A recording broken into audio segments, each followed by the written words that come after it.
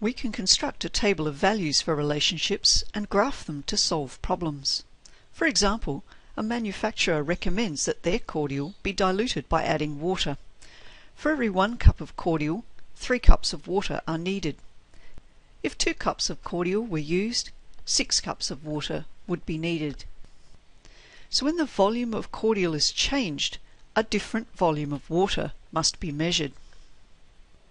In this case, the independent variable, or the variable that is being deliberately changed each time, is the volume of cordial. The dependent variable, or the variable that is being measured each time, is the volume of water.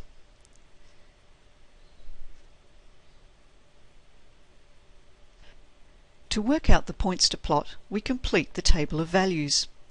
We know that for 1 cup of cordial we need 3 cups of water, and for 2 cups of cordial we need 6 cups of water.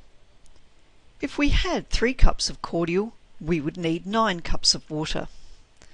So the volume of water needed is equal to 3 times the volume of cordial.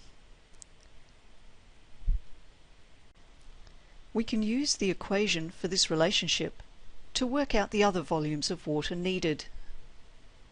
So for 4 cups of cordial, we would need 3 times 4, or 12 cups of water.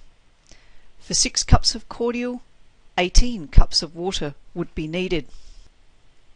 Like previous tables of values, each pair of numbers represents a point that can be plotted on the number plane, or graphed.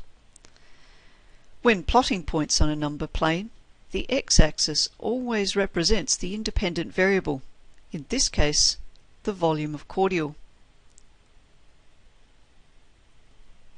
The axes are always labelled, and the units are included in brackets where they're given.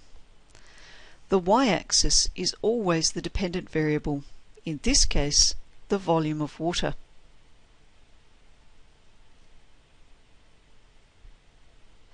Graphs should always have descriptive titles that relate to what is being graphed.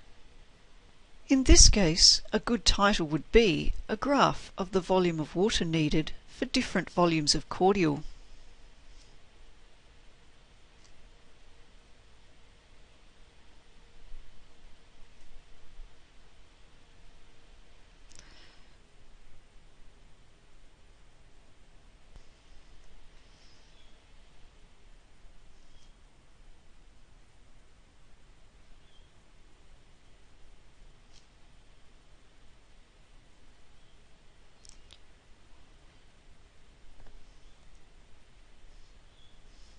Always use the axes labels to help you write titles for graphs. It is important to remember that the scale on each axis is like a number line. So even though 3 and 5 cups of cordial don't appear in the table of values, we cannot leave them off the x-axis scale. To plot the points, we refer to the table of values. For 1 cup of cordial, we need 3 cups of water. For 2 cups of cordial, 6 cups of water. For 4 cups of cordial, 12 cups of water.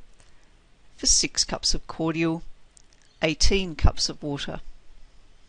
Once all of the points are plotted, we can see they lie in a straight line. So yes, this relationship is linear.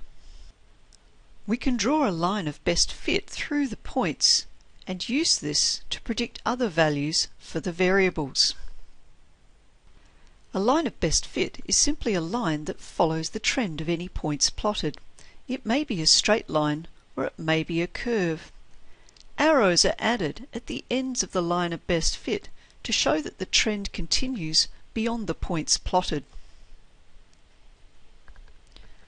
To work out how much water should be added to 2½ cups of cordial, we find 2½ cups on the x-axis and draw a vertical dotted line up to the line of best fit, and then a horizontal line across to the y-axis. Where the horizontal line meets the y-axis is the value for the volume of water needed, which in this case is 7½ So 7½ cups of water should be added to 2½ cups of cordial.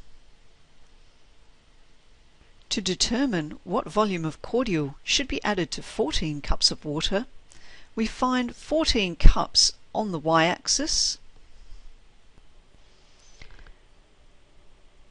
and we draw a horizontal dotted line across to our line of best fit. Then a vertical line down to the x-axis. The value for the volume of cordial needed is where the vertical dotted line meets the x-axis, which is approximately 4.7. So 4.7 cups of cordial are needed for 14 cups of water.